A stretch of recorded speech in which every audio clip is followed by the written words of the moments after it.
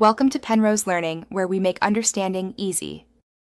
In this video, I will explain how to connect a car radio to steering wheel controls. First, understand the essential components needed for seamless integration. Next, identify the specific type of steering wheel control system present in your vehicle. Finally, learn about the various necessary adapters and interfaces that bridge the gap between your new radio and existing controls.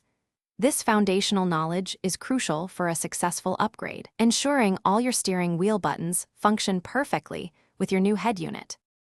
To begin, determine if your vehicle utilizes an analog resistance-based system or a more modern CAN bus network. This distinction is vital for selecting the correct steering wheel control interface. You'll also need basic tools like wire strippers, crimpers, and a multimeter for accurate connections. A good quality interface can cost anywhere from $50 to $150, depending on its features and vehicle compatibility, ensuring a smooth setup. Safety first, always disconnect your car's negative battery terminal for at least 10 minutes before starting. Carefully remove your existing car radio from the dashboard, often requiring specialized tools.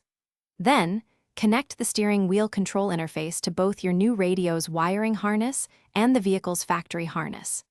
Before fully reassembling, perform a quick test of all controls to confirm functionality, saving you potential rework later.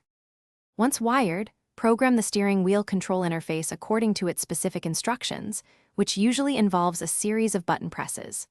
Test every function, including volume up and down, track skip, and mode changes, to ensure full compatibility.